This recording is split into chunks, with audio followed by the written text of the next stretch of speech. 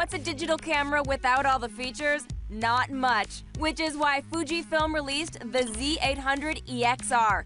Featuring a 3.5-inch touchscreen, this camera makes picture taking simple, especially since it combines high resolution, low noise, and wide range automatically. There's even a 5x optical zoom, hybrid autofocus, and intelligent image stabilization. So grab the total package for $145. All right, it's a camera. Ta-da! It's a camera. Do you like how it looks? Yeah, it actually... Hesitation. I did not mean for there to be hesitation. I do the lens cover slides down. It actually does have a very nice, solid feel to it. It powers on in about 3 seconds, which is nice because nobody likes waiting around for your camera to boot up. And of course, the Z lights up on the front, which I think is cool. Ta-da! Was that worth the wait or what, guys? Yeah. I know. The most obvious design feature is that there are hardly any buttons because of the 3.5-inch touchscreen. It's being blown out by my orange shirt currently, but it's nice, trust me. How is the touchscreen? How do you like it? Does it work well? It actually does work well. I mean, it does exactly what you expect it to do.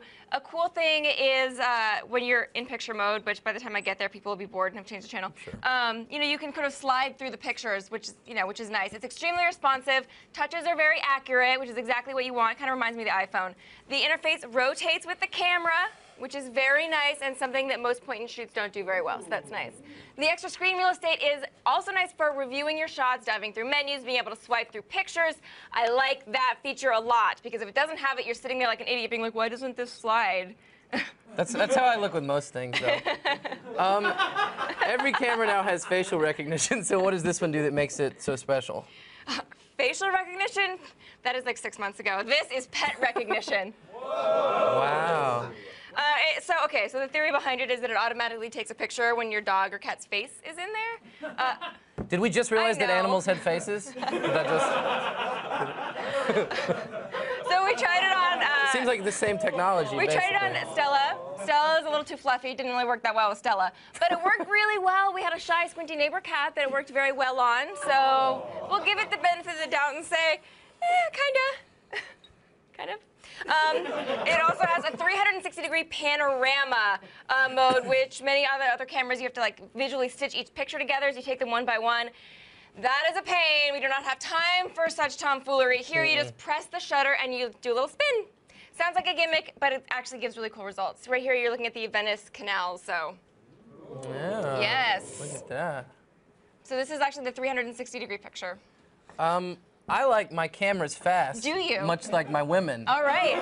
So, am I gonna like this camera? I think that you will. Oh. Yes, you could combine it with fast women. But I don't want to know the rest of that story. So it focuses and it takes a picture almost instantly using something called hybrid autofocus. So you don't have to hold it halfway down to focus. You can just click the button. For the most part, our pictures were in focus. For the most part. How's the picture quality? For the most part. Not bad. It's $149, you guys. Jeez. Low-light pictures were grainy, washed out. We still had some focus issues. Look how hard those guys are working there. That is I am working hard face.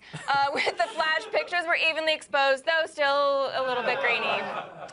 Outdoor pictures better. In some cases, sunny pictures were a little overexposed.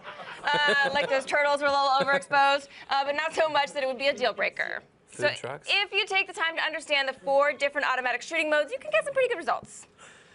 Yeah. All right, well. That's all I have to say. I've said everything we could possibly say about this camera right here. Enough beating around the bush. Nothing else to say. Let's rate this thing. All right, so the Z800 sells for $145. At that price, 3 out of 5. All right. Picture quality is subpar compared to other cameras in this price range, but if you're looking for this big, huge, admittedly kind of nice touchscreen, and you like the extra features, it might be worth checking it out. All right, that is it for today's Gadget Prawn. I'm spent, but if you have a gadget you would like to see us rate, email us at gadgetprawn@g4tv.com.